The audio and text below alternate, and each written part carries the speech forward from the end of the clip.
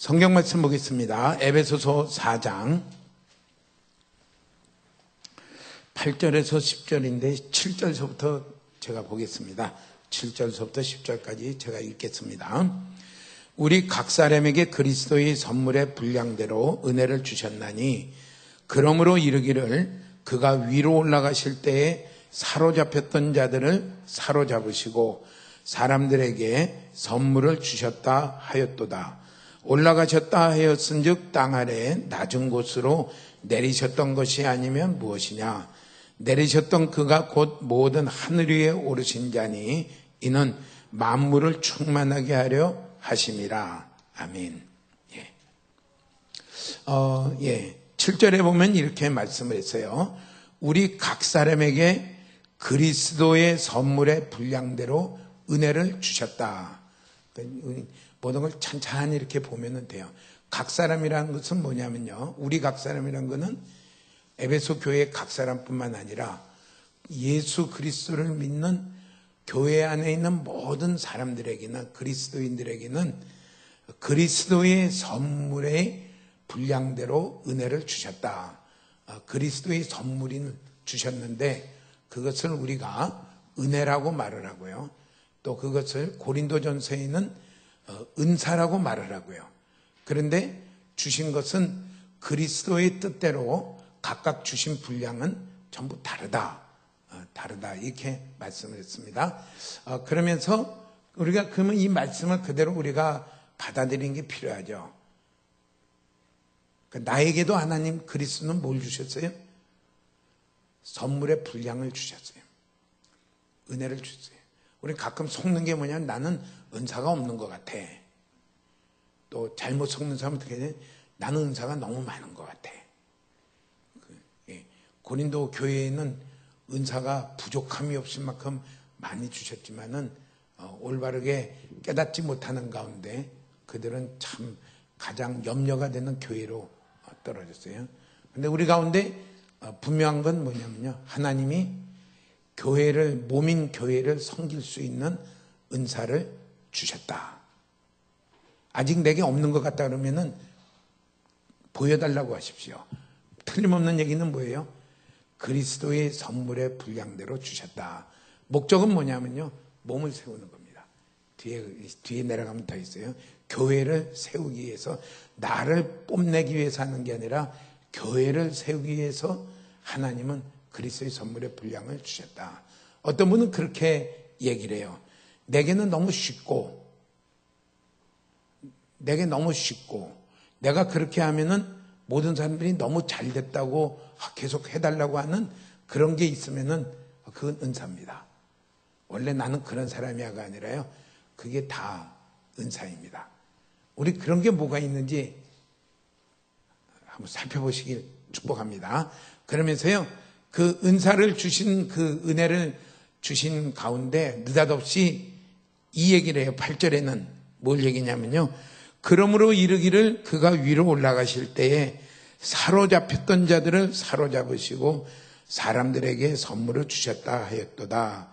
올라가셨다 하였은즉 땅 아래 낮은 곳으로 내리시던 것이 아니면 무엇이냐. 누굴 가르치냐면요, 땅으로 오셔서 십자가에서 우리를 구속하시는 일을 다 마치시고 부활하시고 다시 하늘에 오르신, 그래서 하나님 보좌 우편에 앉으신 이 십자가에 못 박히신 예수 그리스도를 갑작스럽게 그리스도의 선물의 분량대로 주셨다 하면서 그 얘기를 해요. 그러니까 우리가 은사를, 하나님이 주신 선물의 분량이, 우리 항상 남의 떡이 커 보인다고 말을 하죠. 나는 별로 없는 것 같은데 저 사람한테는 은사를 많이 주신 것 같아. 그럼 뭐예요? 질투, 잘못하면 질투심도 나고요, 잘못하면 시기심과 경쟁심이 나고요. 또 어떤 경우에는 잘못 깨달으면 어떻게 돼요? 자기가 막 두둥두둥 막 올라가요. 근데 모든 그렇게 은사를 주신 것을 얘기하면서 사도 바울이 또 끄집어낸 건 뭐냐면요, 십자가에 못 박히신 예수 그리스도를 이야기를 해요. 그러니까 십자가에 못 박히신 예수 그리스도에게서부터 우리에게 모든 선물의 분량대로 우리에게 주셨는데 그만 그 중심되는 십자가를 잊어버리면은 우리는 그 주신 선물의 분량을 가지고요, 주신 의도대로 쓰는 게 아니라 예수님하고 전혀 딴판으로 쓰기가 쉬워요. 그래서 이거는 우리는 십자가를요, 십자가에 못 박히신 그리스도를 자꾸 생각하는 게 우리의 신앙생활이 올바르게 나아가는데 너무 중요한 것을 말을 합니다. 은사 얘기하다가 갑자기 또 사도 바울은 또 그 얘기를 또 끝내요. 땅 아래 꽃으로 내리셨던 예수 그리스도. 그러면서요, 예수 그리스도를 말씀하면서 시편 68편 18절을 인용을 하는데 그 세 가지 특징을 이렇게 얘기해요. 첫째는 그분은 땅 아래 꽃으로 내리셨던 분이다. 낮아지셨던 분이다. 둘째는 그는 하늘 위로 올라가셨던 분이다.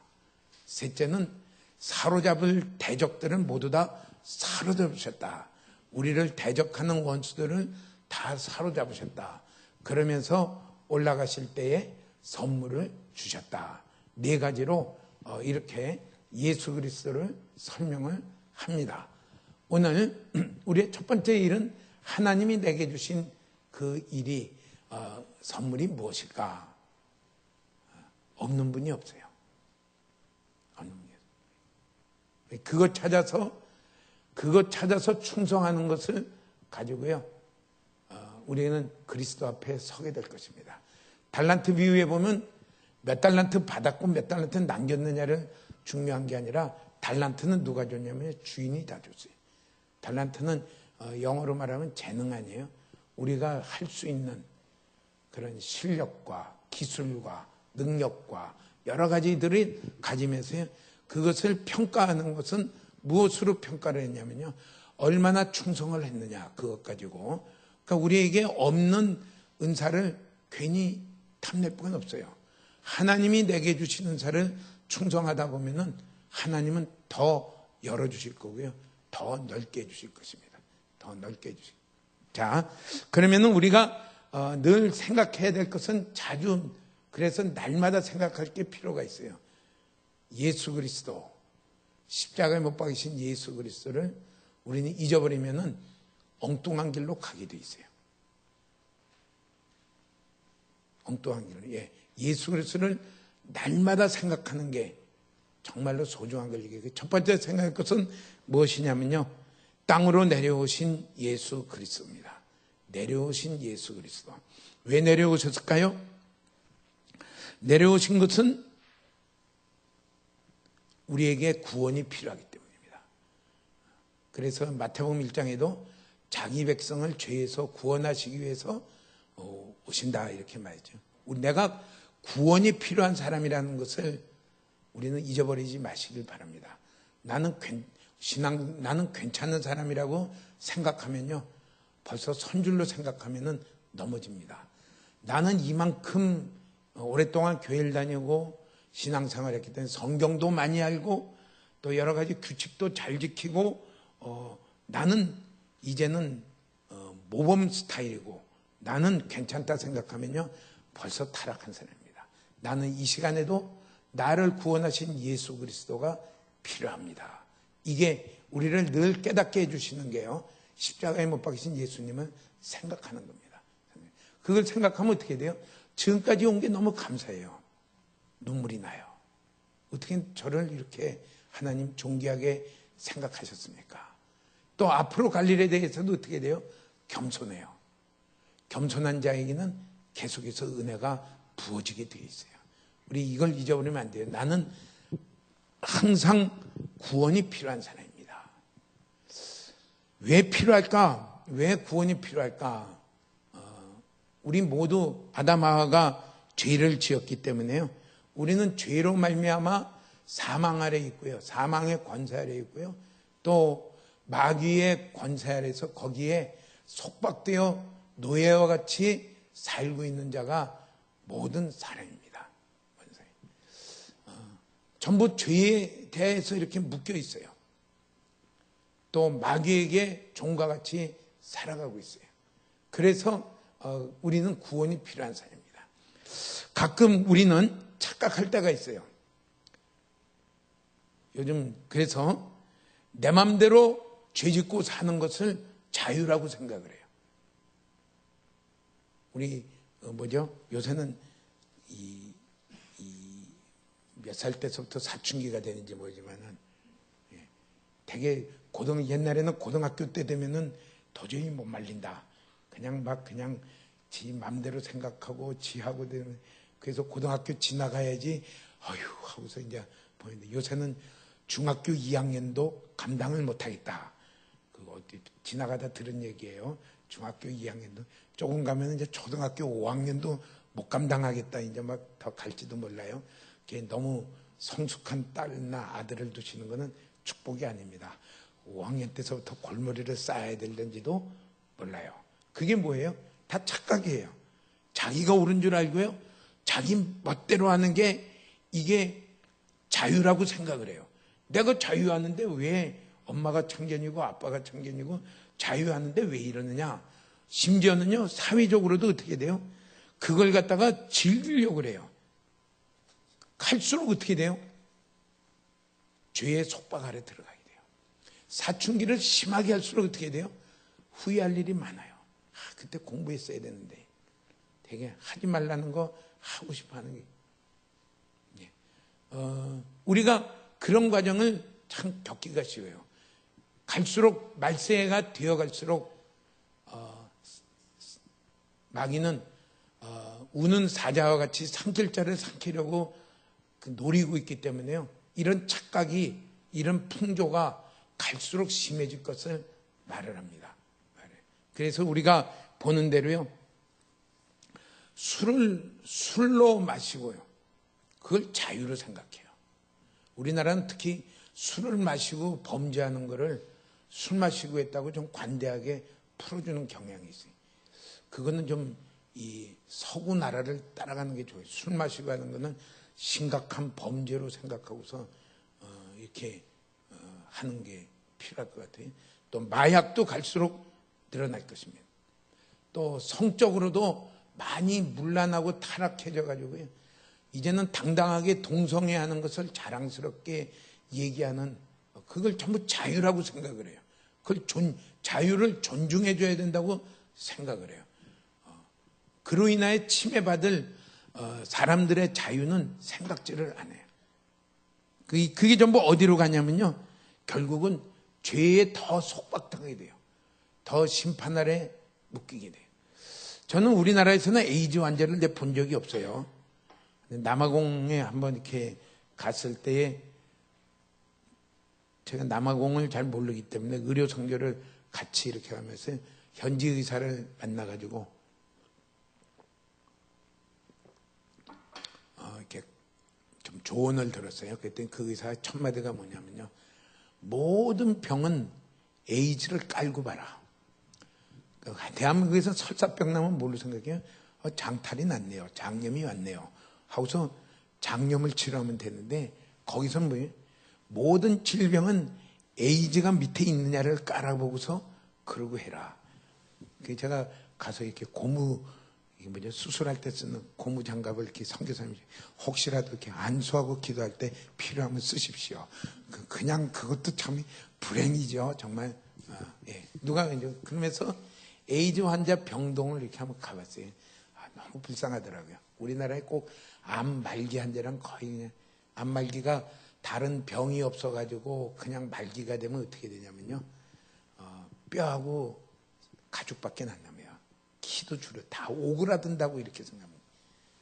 중간에 암은 중간에 무슨 다른 폐렴이 오든지 무슨 병이 와서 중간에 이렇게 사망하지만은, 그런 병을 다 이렇게 가서 암으로 한 3, 4년 되면은 정말 그래. 근데 에이즈 환자가 그렇더라고요. 가서 이렇게 보니까 인권 문제 때문에 사진도 못 찍고 그냥 보고만 이렇게 왔는데, 다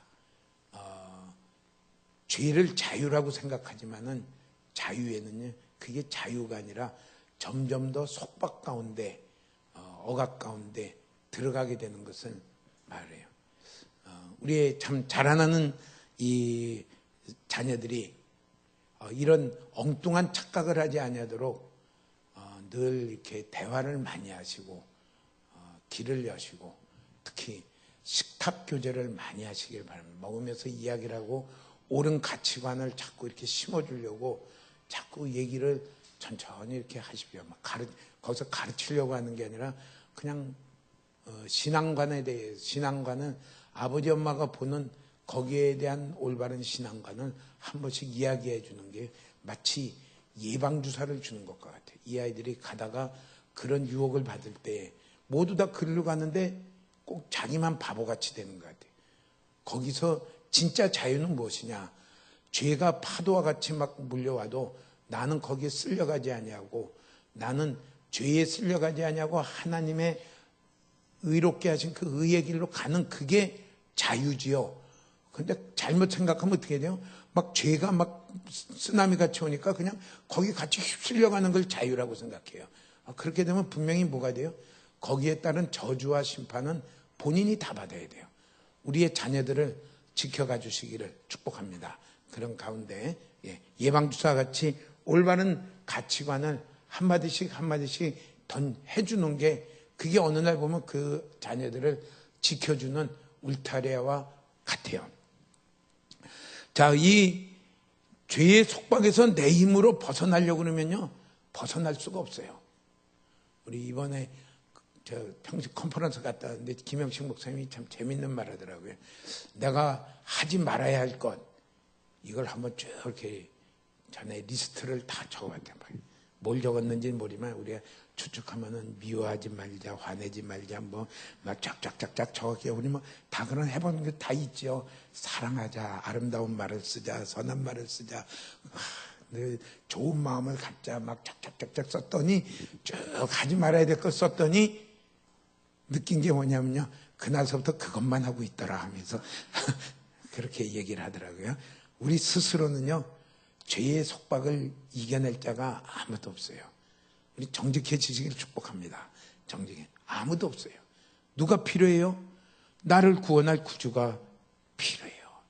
필요해요.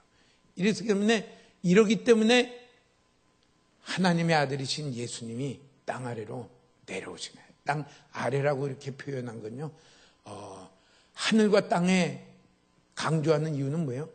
지극히 높고 존귀한 그 하늘. 땅은 뭐예요?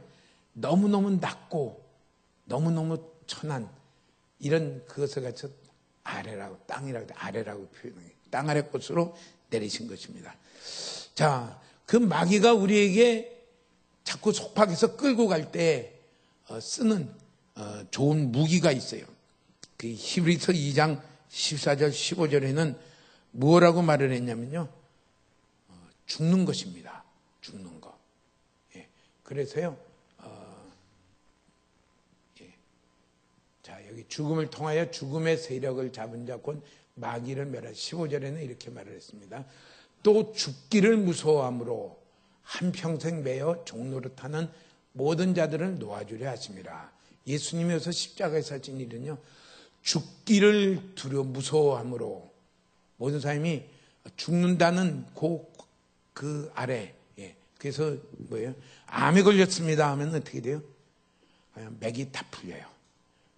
어제도 제가 간암 환자를 한번 이렇게 진단을 내렸는데 저보다 한 살 위더라고요. 그러면서 진단을 내렸는데 그 사람 말이 그 오면은 어떻게 돼요? 이제 암에 진단 내리면 내가 한 달 안에 죽을 줄로 이렇게 딱 생각해. 이제 다 포기하고 입맛도 다 잃어버리고 아무것도 못하고 그래요. 간암은 좀 빨리 죽을지 모르지만은 그냥 그냥 죽는 것밖에 더 있겠습니까? 그래서 그래도 하시려는 해야죠 하고 그러면서 해야죠. 그래서 용기를 좀 주고 그러면서 혹시 예수 믿나요? 이제 예수 믿도록 이렇게 전하고 예수 믿도록 전한다는 것은 참 유익한 것 같아요. 제가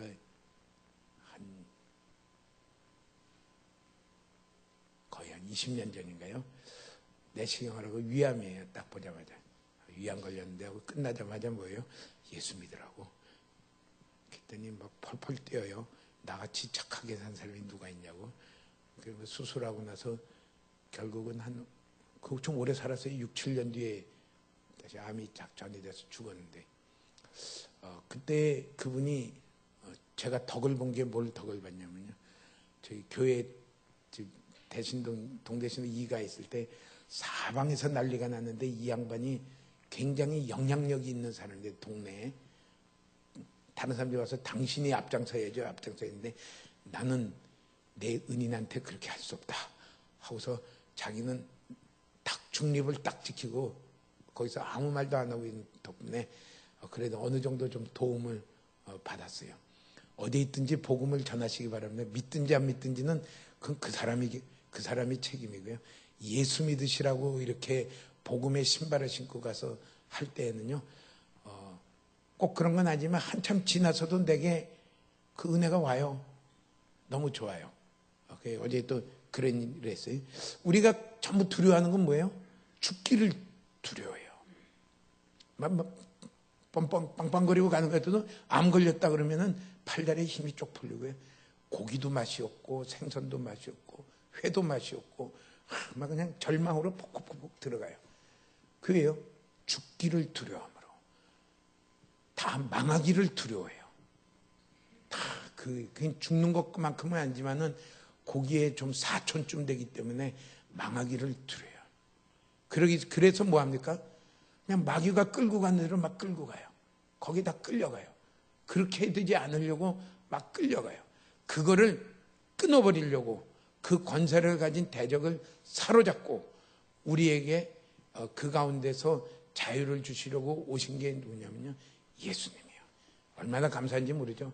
우리 그렇지 않으면요. 계속해서 끌려가요. 죽기를 무서워함으로. 예.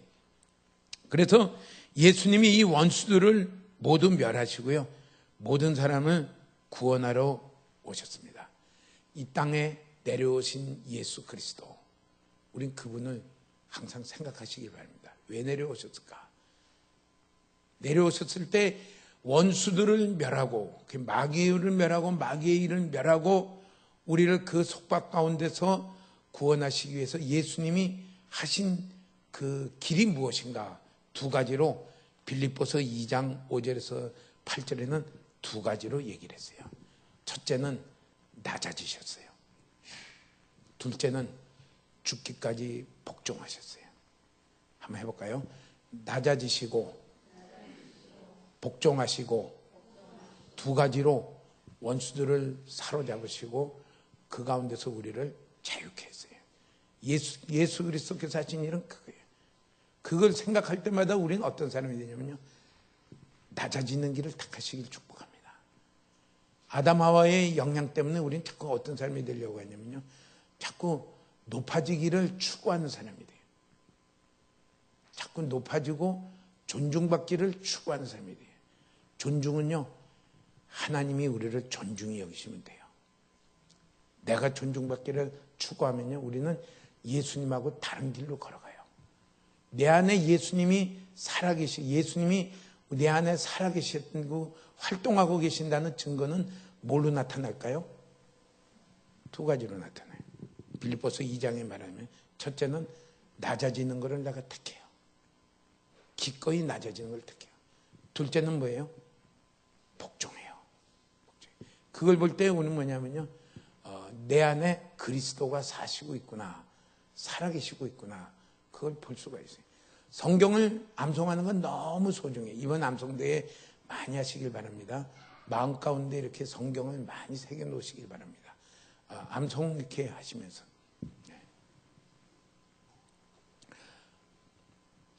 저희 사모는 뭐 암송하면요. 뭐 그냥 여기저기서 암송하고 전 옆에서 있으면 이제 저절로 이렇게 들리면서 암송이 됩니다. 왜 저렇게 열심히 할까? 보니까 환갑이 지난 노인이더라고요. 야, 그 암송하기가 얼마나 힘들까? 줄어든 뇌세포에다가 성경 말씀을 기억하게 집어넣으려니까, 그거 참 저렇게 애를 써야 되겠구나. 애를 써야 되겠구나. 그러면은, 아마 뇌세포가 계속해서 활발하게 움직일 것 같아요. 예. 우리나라의 옛날 습관은 어떻게 돼요? 만화님 하면은 어떻게 되냐면요. 그냥 안채에 들어가서 나오질 않아요. 얘기도 안 해요. 그러면 뭐가 빨리 와요? 치매 빨리 와요. 며느리 보고, 옛날에는 혼인도 일찍 하니까 며느리 보고 뭐 이러면은 그 다음에는 뭐 활동을 안 하려고 그래요. 그러면 뇌세포는 급격하게 죽어가기 시작합니다. 일단 죽어가는 그 뇌세포를 어떻게 만회할 길이 없어요. 그렇게 되지 않으시기를 축복합니다. 예. 그래서 그리스도인의 가진 큰 무기는 뭐냐면요, 찬송하는 거예요. 새벽마다 와서 새벽 기도를 하니까, 야, 사람들은 저 산의 꼭대기에 올라가서 야오 하고서 5번 부르면 끝나는데, 새벽 기도에 와서 찬송하면 4절까지 부르면 어떻게 돼요? 야오를 몇 번 하는지 몰라요. 이 축복이 얼마나 축복이. 두 번째는요, 말씀을 암송한다는 건요, 뇌에다가 자꾸 기름칠을 하는 것과 같아요. 이건 영육간의 축복입니다. 영적으로는 말씀이 내 안에 새겨져 있으니까 축복이고요. 육적으로는 내 뇌세포가 쉬지 아니하고 계속해서 활동할 수 있는 이거예요. 그래서 세상에는 웃기는 말로 그렇게 하니, 화투라도 쳐라. 화투라도 치면은, 야, 이거 몇 끝이냐. 전 참고로 저는 고스톱을 못합니다. 근데 이게 어떻게 되냐. 계산을 계속 하느라고 머리 돌리면은 좀 낫다 그래도. 예. 근데 암송을 많이 하시기를 축복합니다. 말이 옆으로 갔어요. 예.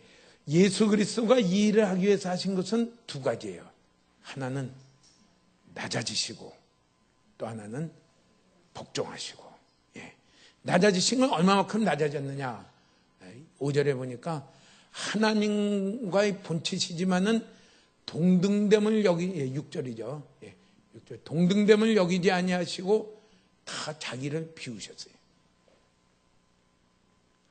하나님의 영광과 존귀를 다 내려놓으셨어요. 왜요? 이 땅에 오시기 위해서요. 왜요?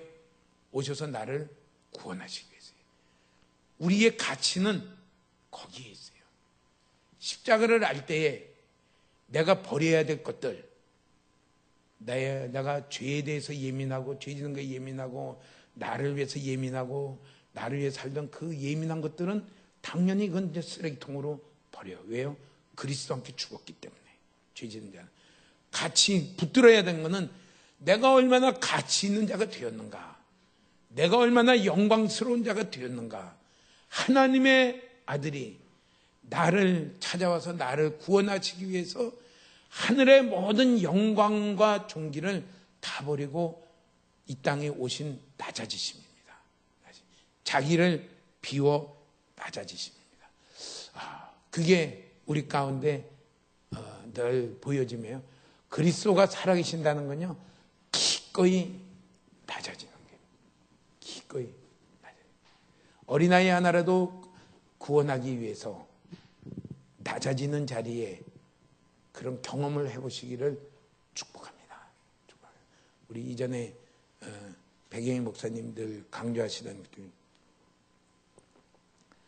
코 올리게 걔네들이 뭐 버릇이 있나요? 예의가 있나요? 어른이 가면은 오셔서 인사드리는데, 교회 다니고 예수 믿자고 하면 어떻게 되고요? 완전히 맘먹자고 들고요. 완전히 이제 조롱하고, 아무튼 지 하고 싶은 대로 다 해요. 근데 꾹 참아요. 내가 회사 가면 뭔데, 내가 지금 뭐 하는 사람인데, 어떤 사람이, 그건 다 내려놔야지 걔를 구원할 수 있어요. 다 내려놔요. 우리 그 자기를 비우는 사람이 되길 축복합니다. 왜요? 예수님이 자기를 비워서 낮아짐으로 나를 구원했기 때문에 우리의 모든 다 귀하신 분들이지만은 구원을 위해서는 낮아지시길 축복합니다. 두 번째는요, 복종하셨어요. 죽기까지 복종하셨어요. 7절에 보니까, 7절에 자기를 비워 종의 형체를 가지시고요. 8절에 보니까요, 낮추시고 죽기까지 복종하시고 십자가에 죽으심이라. 예수님의 이 땅에서의 삶의 특징은 뭐냐면요, 복종하신 것입니다. 누구에게 복종했냐면요, 하나님의 뜻에 복종했어요. 오늘 우리 신앙생활의 특징이, 그게 특징이 되시길 축복합니다.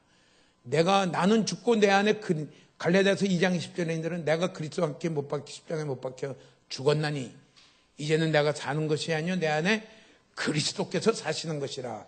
그리스도께서 만일 내 안에 살고 계신다면 나는 이 시간 어떤 자의 모습으로 나아가냐면요, 복종하는 자의 모습으로 나아갑니다.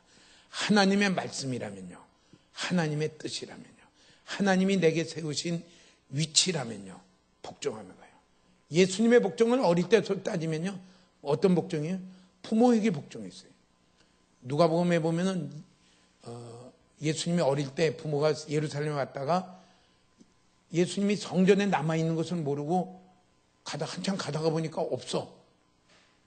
아이 예수가 없어. 그래서 다시 성전에 왔더니 거기서 랍비들하고 토론하고 있을 때, 얘야, 이렇게 엄마 아빠 따라오지 않냐고, 여기 있으면 어떡하냐, 널 찾느라고 얼마나 수고하고 고생했느냐고 막 야단을 치는데, 하나님의 아들이신 예수님이요, 그 야단은 그냥 다 들어요.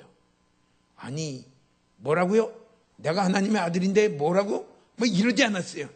하나님이 자기의 세우신 위치에, 거기에 육신의 부모님에게 그대로 다 복종해. 그 야단치는 거, 꾸중드는 거 다 듣고 그리고 따라가 내려갔어요.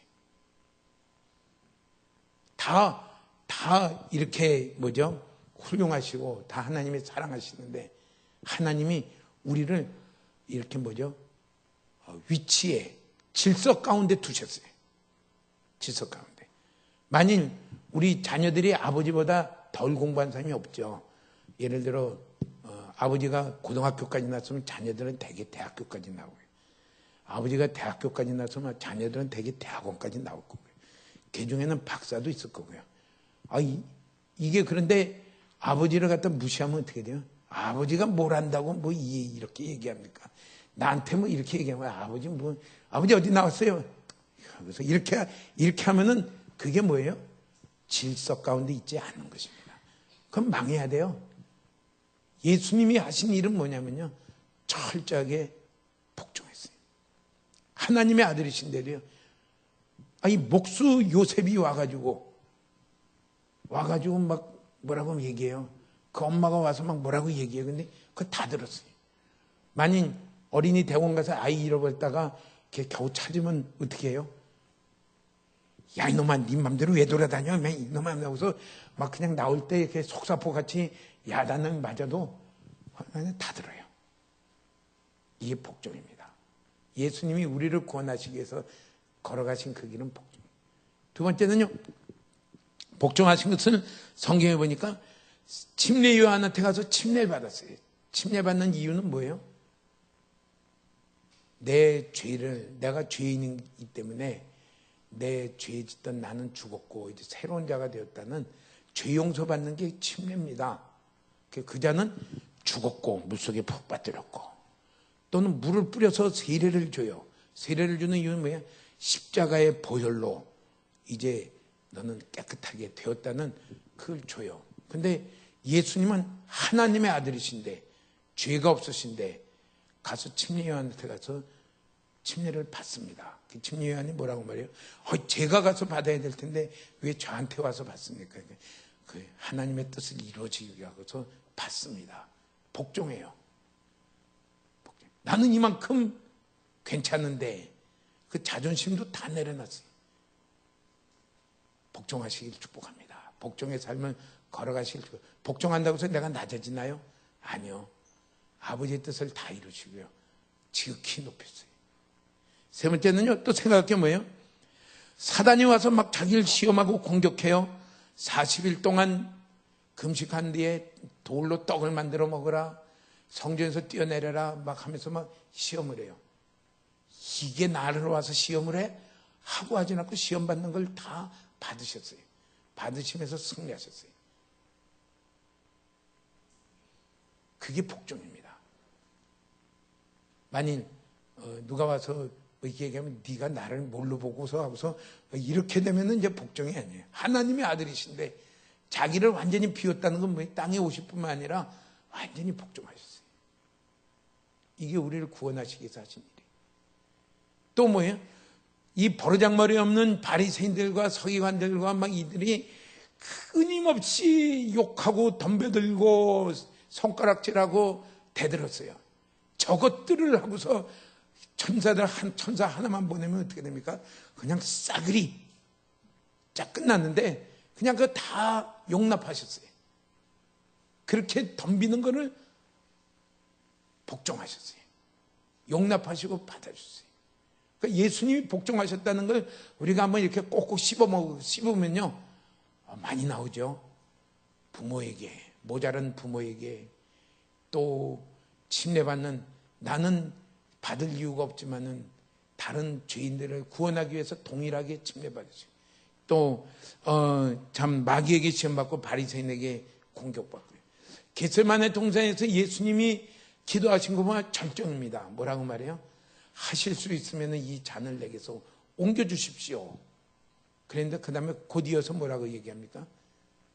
아버지의 뜻대로 하시옵소서. 내 뜻대로 하지 마시고 아버지 뜻대로 하시옵소서.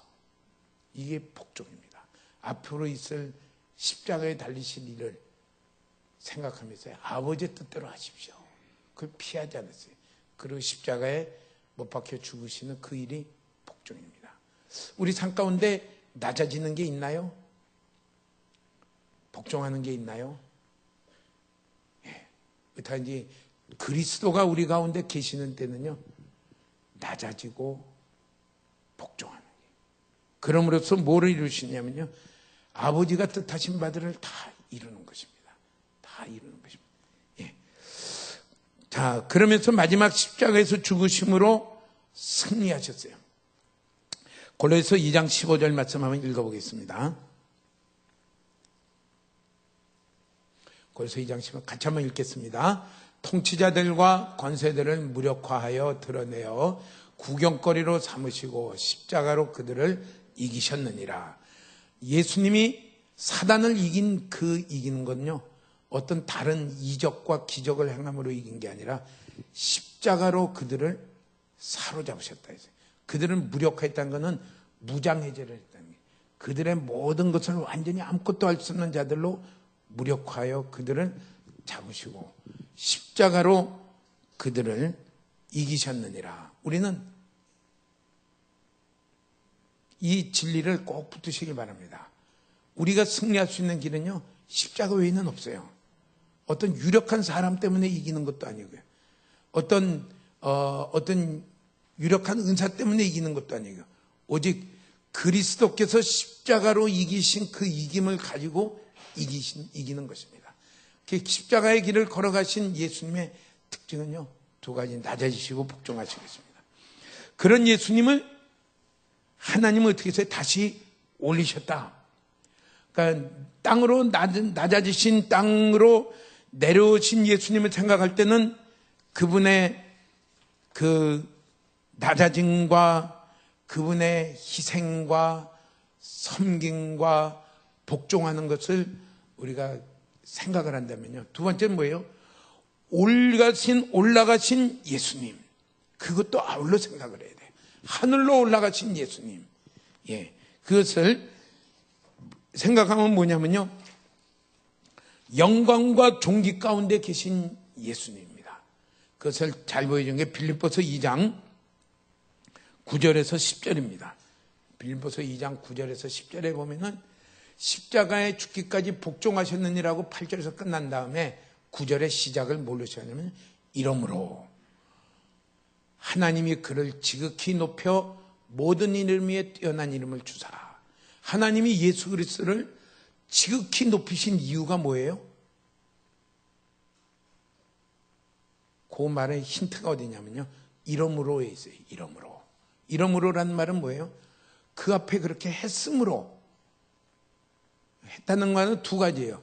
낮아지시고 십자가에 죽기까지 복종하셔서 아버지께서 이 땅에 보내신 일을 완전하게 십자가에서 이기시는 그 일을 다 하심으로, 그 다음에 뭐예요? 하나님이 그를 지극히 높여. 하나님이 지극히 높였다 그랬어요. 하나님이 조금만 높여도요, 모든 사람이 뛰어나요. 지극히 높여 모든 이름 위에 뛰어난 이름을 주사. 10절에는요, 하늘에 있는 자들과 땅에 있는 자들과 땅 아래에 있는 자들로 모든 이름을 예수의 이름에 꿇게 하셨다, 이렇게 말씀을 했습니다. 하늘로 올라가신 예수 그리스도 생각은 뭐예요? 영광과 존귀 가운데 있으며, 또 하나 중요한 말씀이에요. 로마서 8장 17절 18절에는 뭐냐, 우리를 그리스도와 함께한 상속자다 이렇게 말했어요. 그리스도에게 이루어진 이 일들은 다 우리에게 이루어질 일들이다. 약속이다. 상속자다. 그러면 이 일들이 이루어지는, 그리스도에게 이루어지는 일들의 그 연결고리가 뭐냐면요, 이러므로 이렇게 했어요. 9절에 이러므로 하나님이 그를 지극히 높여. 오늘 우리에게 이 약속이 다 실제가 되고 다 이루어지게 되기를 축복합니다. 이게 우리의 소망이에요. 하나님이 우리를 이 땅에 두시면서 무엇을 하라고 그래요? 아버지가 뜻하신 바를 다 이루시는데 그 일의 길에는요, 두 가지예요. 낮아지고 복종하고 또 복종하고, 하나님이 주신 질서 가운데 하나님의 말씀이면 복종하고, 이 일을 다 함으로 말미암아 하나님이 우리에게 약속하신 거냐, 그리스도와 함께한 공동 상속자로서의 일이에요. 그래서 그를 지극히 높이며 뛰어난 이름을 주시고 모든 하늘에 있는 것과 땅에 있는 것, 땅 안에 있는 모든 자들로 그 앞에 무릎을 꿇게 했어요. 또 마태복음 28장 18절에서 20절에는 이렇게 말씀을 했습니다. 예수께서 나와 말씀하여 이르시되 하늘과 땅의 모든 권세를 내게 주셨으니, 하늘과 땅의 모든 권세가 누구에게 있다고요? 십자가에서 이 일을 마치신 예수 그리스도에게 있다 그랬어요. 권세를 다 주셨다. 그러면서요, 뭐라고 말해요? 유명한 대위임령을 말합니다. 19절에는 너희는 가서, 그러므로 너희는 가서 모든 민족을 제자로 삼아 아버지와 아들과 성령의 이름으로 세례를 베풀고. 예. 자, 그러면 우리가 만나는 모든 일들은 땅에 있는 일들이죠. 하늘에 있는, 하늘나라에서 일어나는 모든 일도, 땅에 일어나는 모든 일도, 거기에는 뭐 여러 가지 사건들도 있고요, 여러 가지 생각지 않은 일들도 일어나고 여러 가지 걱정도 있고 하지만은 그 일들의 주관자는 누구시라고요? 권세는 누가 갖고 있다고요? 예수 그리스도가 갖고 있습니다. 놀라지 마시기를 축복합니다. 그 일은 무엇하라고 주신 일이라고요? 너희는 그 일에 가서 아버지와 모든 민족을 제자로 삼아 아버지와 아들과 성령의 이름으로 세례를 주고, 20절에는 내가 분부한 모든 것을 가르쳐 지키게 하라. 예. 우리의 모든 만남을요, 예사롭게 여기지 마십시오. 이들에게 가서 이들에게 복음이 증거되고 이들이 구원을 받는 일들을 위해서 이를 만나게 했을까? 그리고 그를 예수를 믿고 그 다음에 가르쳐 지키게 하는 일들을 만나게 했을까? 모든 일의 주관자가 부활하신 예수 그리스도입니다. 요한계시록 5장 5절에는 또 이렇게 말을 했어요. 천상에 일어나서 하는 일 중에, 그냥 요한계시록 5장 5절은 다 읽어야 되지만은 5장 5절만 보겠습니다. 장로 중에 한 사람이 내게 말하되 울지 말라, 유다 지파의 사자 다윗의 뿌리가 이겼으니 그 두루마리와 그 일곱인을 떼시리라 하더라. 그 앞에 1절에 뭐냐면 두루마리가 있고, 쉽게 말하면 두루마리가 있고, 두루마리가 이렇게 문서에 쭉 책이 있고, 그게 봉해져 있는데, 열지 못해도 일곱인으로 찍어서 봉해져 있는데, 이게 아무도 그 일곱인을 뗄 자가 없어서 슬퍼하고 사도 요한이 가서 보고 우는데, 그 중에 장로 중에 하나가 울지 마라. 누가 이겼느냐면은 유다 지파의 사자, 다윗의 뿌리가 이겼으니, 곧 예수 그리스도, 유다 지파에 오셔서 다윗의 뿌리가 이겼으니 그 일곱인을 떼시고 두루마리를 펴셨다 이랬어요. 세상에 일어나는 모든 일은 구원의 역사입니다. 그 관점에서 보시기 바랍니다. 세상에, 우리 거꾸로 보는 사람이 어떻게 돼요? 세상에 일어나는 모든 일은 죽일 놈 천지다. 이 뉴스를 보니까 이 죽일 놈, 저 신문 보니까 저 죽일 놈, 그냥 이건 세상에 일어나는 모든 일은 전부 죽일 놈 천지구나. 죄송합니다. 죽일 놈은 좀 상스러운 말이에요. 죽어야 할 사람들이 천지구나. 이렇게 생각하는 사람이 있어요. 그 사람은 뭐냐면요, 세상에 일어나는 일이 뭐가 중심인지를 몰라서 그래요. 갈피를 못 잡아서 그래요. 모든 일은 뭐예요? 구원의 역사예요. 그 안에 구원 얻을 자들을 하나도 잃어버리지 않고 다 구원하는 일들을 해가요. 그러면서 뭐예요? 그 일의 주관자가 누구예요? 예수 그리스도십니다. 유다 지파의 사자 다윗의 뿌리이신 예수 그리스도가 그 일에 모든 권세를 가지고 주관하시는 일입니다. 오늘 우리의 만난 일들을요, 얼마나 당황스러운 일들도 만나요. 어떤 일들도 만나요. 그런데 당황하지 말고 놀라지 말고 뭐 해야 돼요? 이 일의 주관자가 예수 그리스도입니다. 예수 그리스도를 찾아가시길 바랍니다. 찬양하며 기도하며 말씀을 보며 이게 우리의 3대 무기예요. 그리스도인이 가진 3대 무기는요, 찬양하며 기도하며 말씀을 보며 말씀 가운데 가며, 그래서 뭐예요? 예수 그리스도와 하나 되는, 그래서 시편 91편에는 지존자의 은밀한 곳에 거하는 자는 전능하신 자의 그늘 아래 거하리로다. 그거예요. 그거 잃어버리면 우리는 아무것도 아니에요. 그것을 찾아 나아갈 때 뭐냐면 이 모든 일에 권세를 가지고 주관하시는 분하고 같이 가게 돼요. 그 일은 나와 다른 사람의 구원을 위하는 일이고요. 그 일은 하나님께 가까이가 하나님께 전적으로 다스림 받는 하나님 나라가 이루어지는 일들과 사건들이에요. 이게 영광 가운데 계시는 주님을 우리 가운데 보여주십니다. 그러면서 그가 올라가실 때에, 교회 올라가실 때에 뭐라고 말했냐면요, 교회의 각 사람들에게, 모든 성도들에게 그리스도의 선물을 분량대로 주셨다, 이렇게 말을 했어요. 다시 말하면 부활하신 그리스도를 에베소 1장에는 뭐라고 말했냐면요, 교회의 머리다, 이렇게 말씀을 했어요. 교회의 머리가 되셨으며 머리 되신 그리스도께서 교회 안에 있는 하나님의 백성들에게 뭐를 주셨냐면요, 선물을 주셨어요. 왜요? 왜 주셨어요? 그 일로 충성하며 섬기라고요. 그걸 가지고 뭐예요? 낮아지고 복종함으로 아버지의 일을 이루라고 했어요. 여기에 상급이 있습니다. 우리는 주님이 주신 선물을 놓치지 마십시오. 그걸 가지고요, 기쁨으로 섬기는 자가 되십시오. 자, 사단이 그렇게 돼서 뭐 했냐, 사단이 이걸 내서 끊임없이 방해를 해요. 그래서 사로잡혔던 자들을 사로잡고라고 했어요. 참 재미있는 표현을 또 들었어요. 사단이 우리에게 막 공격하려고 으르렁대는데 간단하다. 그거는 끈에 묶인 개다. 개의 특성은 뭐예요? 막 집에서 개 키우면 어떻게 돼요? 누가 손님 오면 막 짖고 막 그냥 이렇게 하고 막 달려들려고 하는데, 중요한 건 뭐예요? 그 끈에 묶여 있다. 아무리 고함을 지르고 막 으르렁대도 나한테 아무것도 할 수 없다. 그게 사로잡힌 자를 사로잡은, 우리 그거 분별하고 가시길 축복합니다. 내게 주신 그리스도의 선물의 분량은 나를 자랑하라고 쓰는 것도 아니고요, 그걸 곱게 그냥 간직하라고 쓰는 것도 아니고요, 한 달란트 받은 자 같이요, 그거 아무것도 쓰지 않고 그냥 세월만 지나가는 자라고 한 게 아니라 그거 가지고 열심히 섬겨라. 섬기려면 반드시 낮아져야 돼요. 그리스도가 낮아지신 것 같이 낮아지며 섬기며 희생하며 복종해라.